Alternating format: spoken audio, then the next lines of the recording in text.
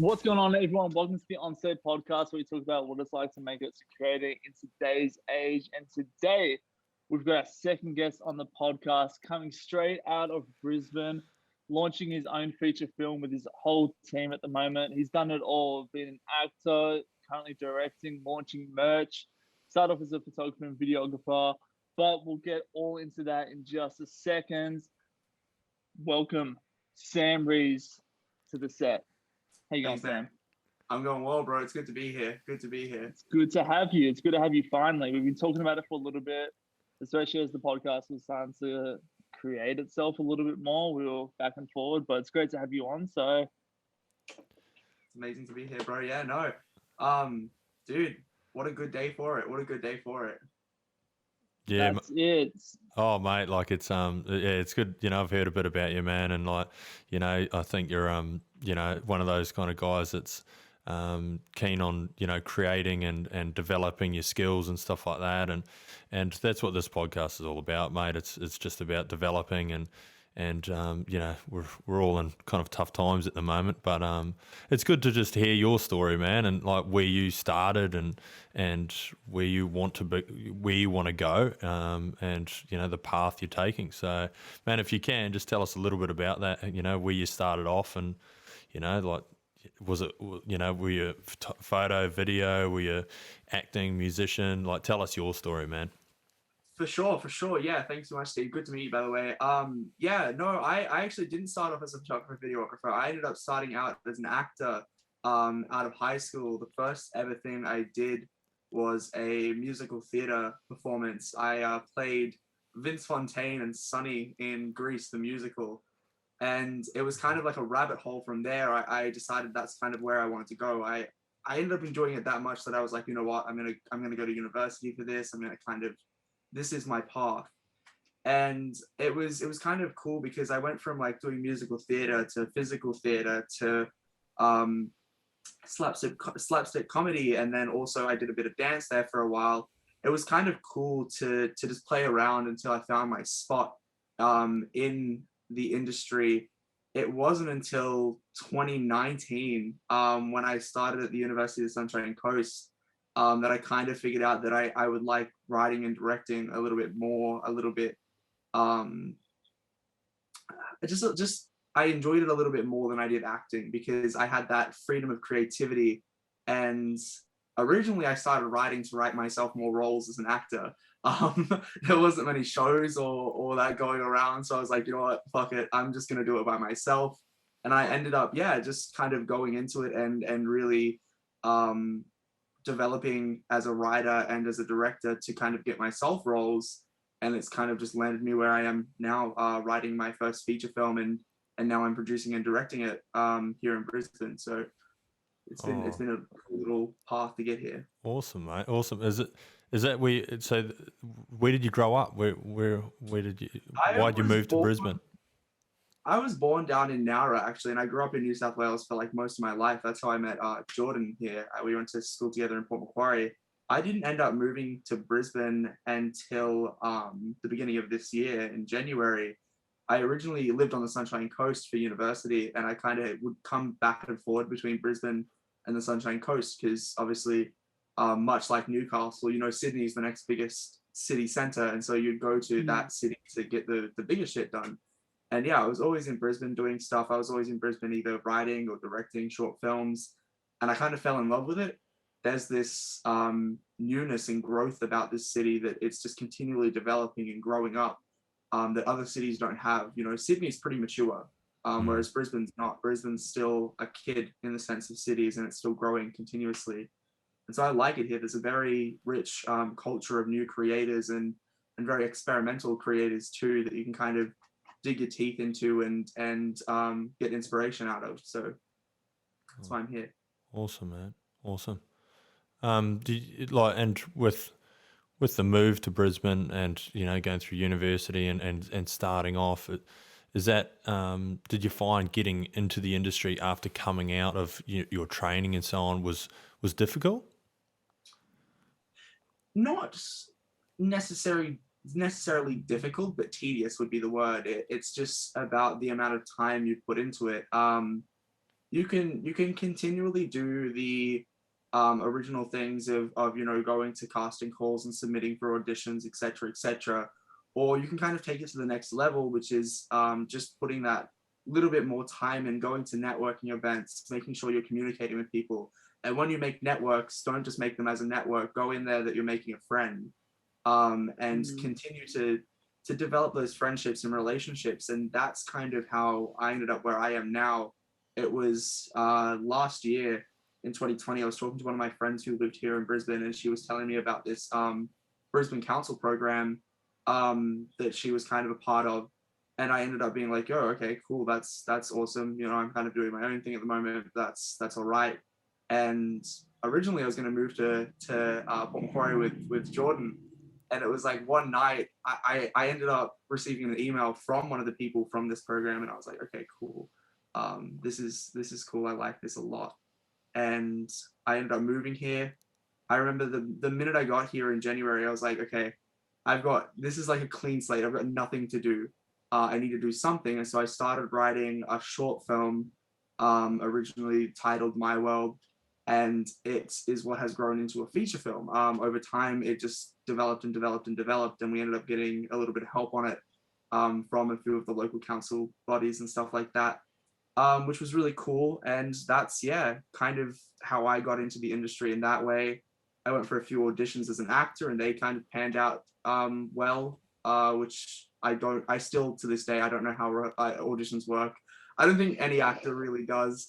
It's just kind of like a luck of the draw thing, or just this mystical thing that no one really knows how you get a role, but you just get it.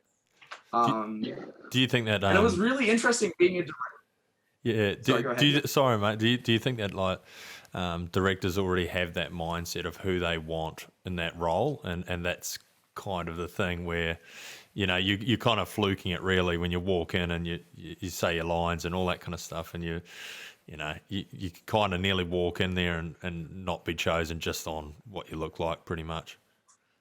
I wouldn't go as far to say that, but I now that I've been a director and now that I do casting calls and stuff like that, I can tell you there is definitely a preconceived idea of what your character looks, sounds, and acts like. Yep. And so it really takes an actor to walk into the room and blow your socks off with their performance for you to go, that's them. Yep. Or the other thing that can happen, which is what more commonly happens, is there's a group of very this sounds so mean. A group of very average performers, and then there's like 4, 5, 6 like really like astounding performers who then you kind of put them to their testing grounds almost on which one would suit best. And so that's when you get callbacks and stuff like that. It's kind of that furthering the process of who do I want for this role. Because I definitely when I started the casting process for this feature film, had a lot of preconceived ideas on who I wanted.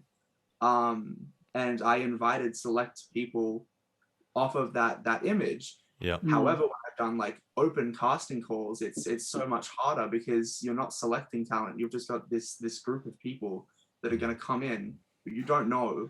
And they're just going to try and portray your character, and it's excruciating. It's very excruciating at times. But that's on auditions, I guess. But No, it makes it tough. How did you feel, especially like when you first moved to Brisbane? And I want you to try and like dive deep on that networking to actually build up your team, because as you said, you've got a full-on team around you now with Creative Angle Studio, and from that you're doing amazing work, being out, as you said, doing like all these auditions to build up your feature film.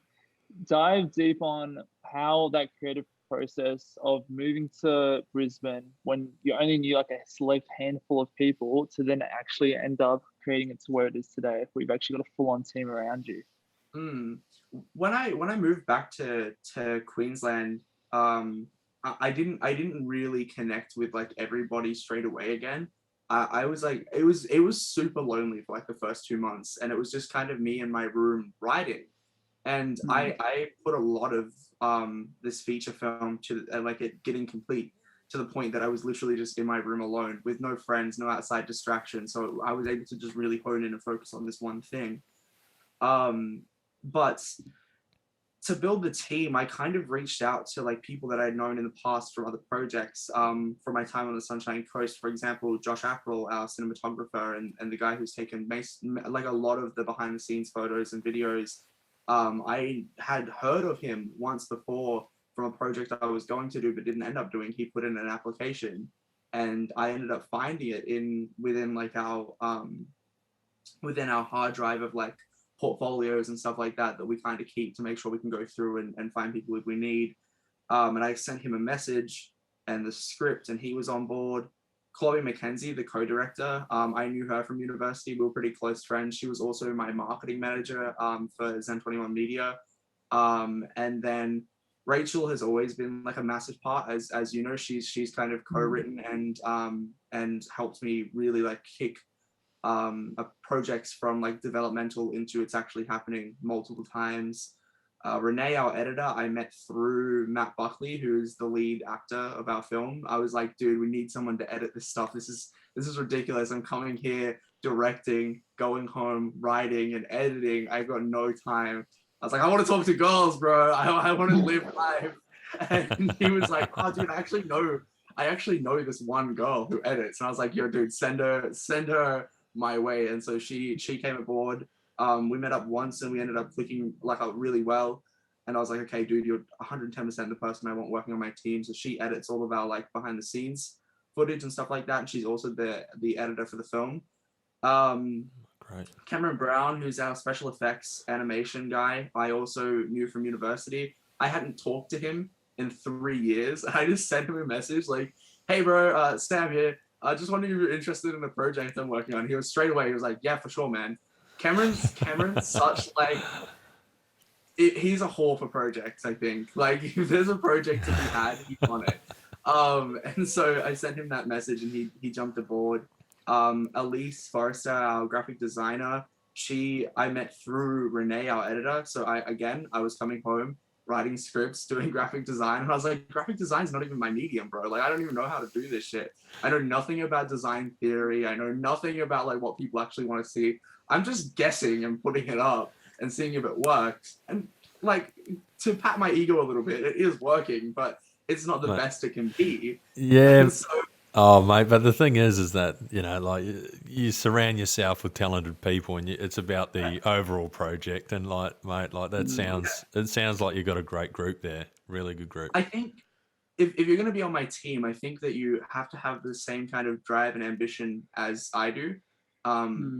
I'm a little bit crazy. I will continue to just work on one thing obsessively until I think it is where it is. And I do want to make it. Like that's my thing. As a creator, I do want to get to a spot where this isn't just something I'm doing because I want to. It's something I'm doing because it's my job. It employs me, and I've gotten there now, and that's exciting for me. But there's still more to be had. The next level is like, okay, I want to be writing for big production studios. I want to have my own big production studios that well-known directors and writers are coming to me to produce their stuff.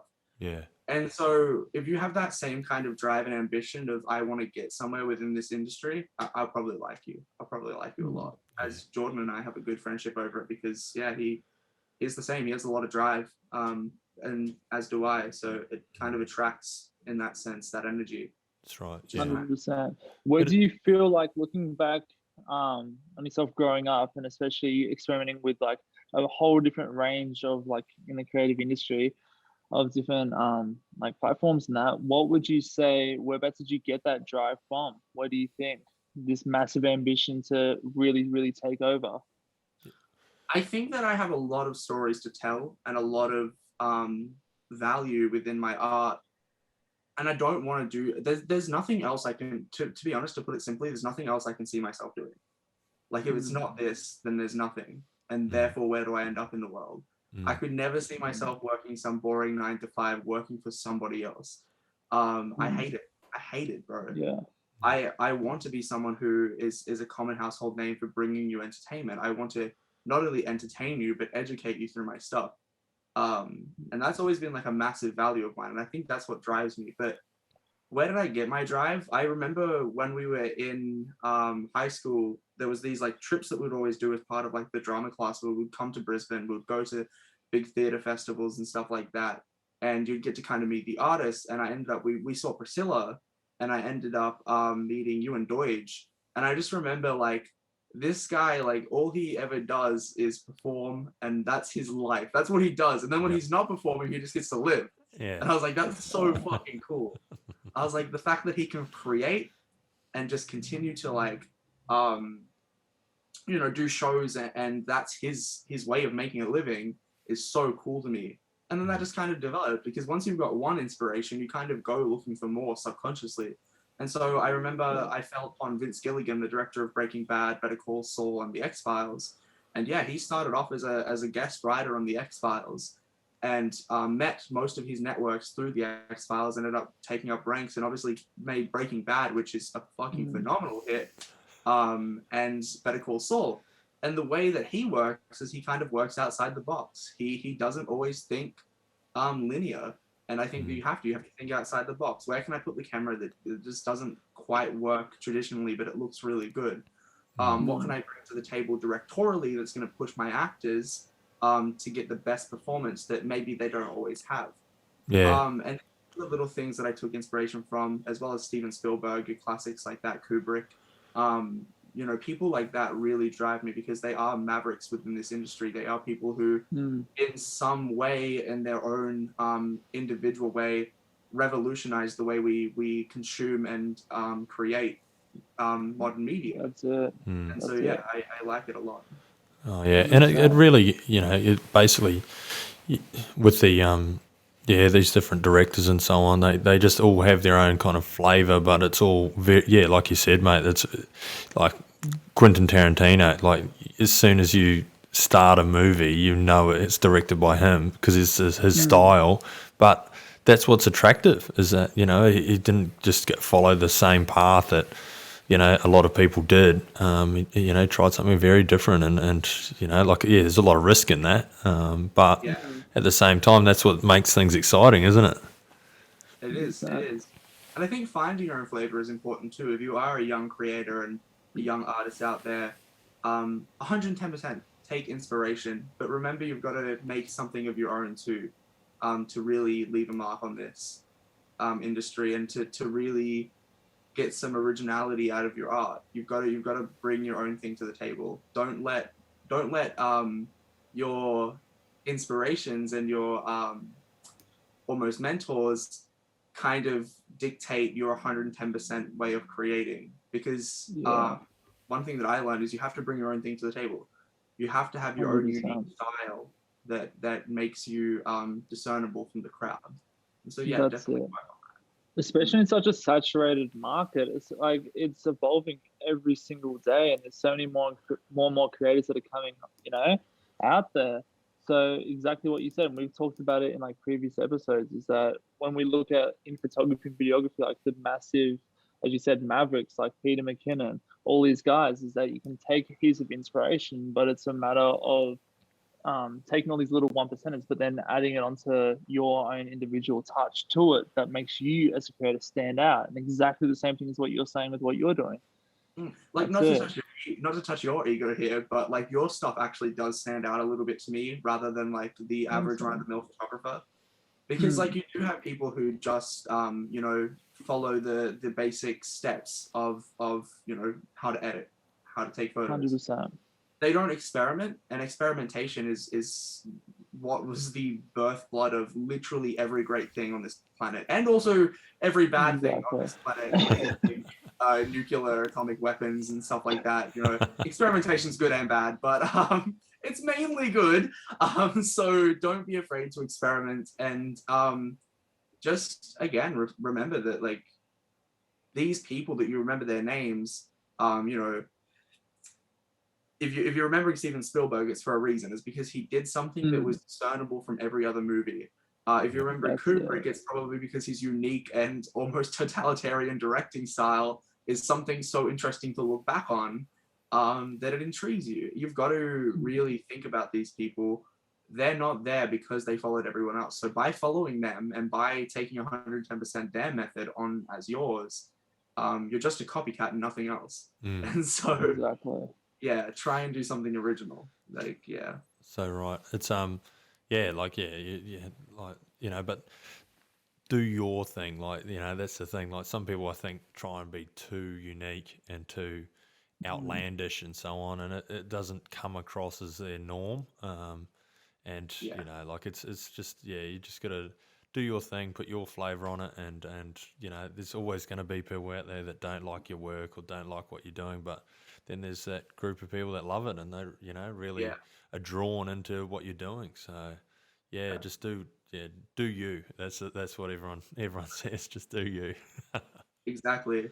And also one other tip that I would probably give is learn how to almost sort through negative criticism and criticism that should almost be moot, which is pretty much people. If you ask me for feedback on something and I just said, oh, I don't know, man, it looks bad, that's some feedback that I'm not going to take on board. But if you said, hey, man, like, I think that if you did this differently and maybe if you tried this, that's good feedback. So try and discern those as a creator too, because you will get a lot of critics in this industry. No matter what art form you're in, videography, photography, podcasting, anything, it's you're gonna get feedback that is sometimes not even worth taking on, because those people can come out of all states of like jealousy and just they aren't even really that interested in you from the get-go. And so try and discern those mediums of feedback, because they helped me develop my art a lot. Good feedback is really important. When someone comes to you and they say, hey, I think this could really benefit from this, that's something to take on board, because it does end up helping a lot of the time. So yeah.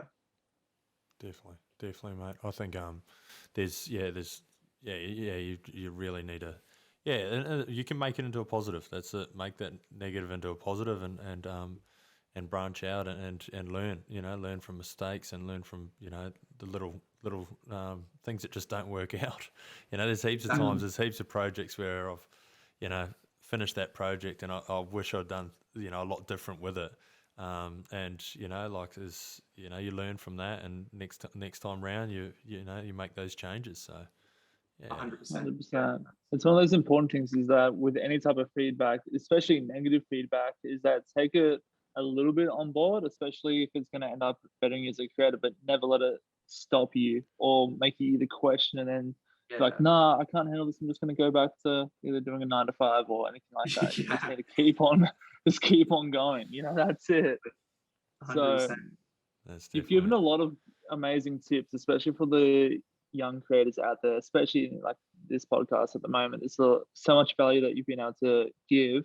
But looking back onto your younger self, when you were we've asked the same question the last, pretty much word for word in the last podcast, but I want to hear your 2 cents on it.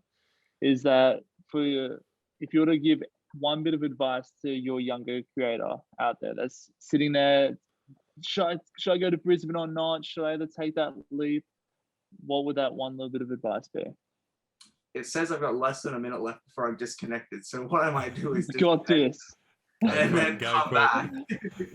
Or I could try it out quickly. All right. I would just say, don't be afraid to try new things. Don't be afraid to branch out and just be confident in yourself.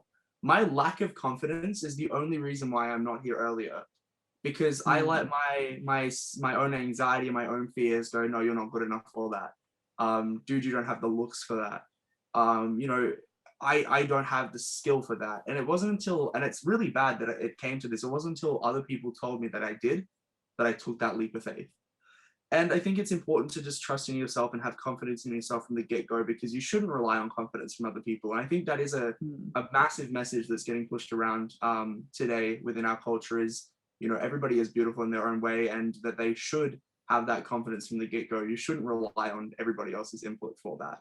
So yeah, I would say have more confidence, kiddo, because, I spent many years just pondering over dead-end career ideas because I didn't take this leap sooner. And it's worked out terrifically for me. So yeah, I think that's it. Amazing tip as well there, Sam. Before we end up wrapping all this up, where can all the people at home contact you and see all the amazing work and projects that you're working on at the moment? All right.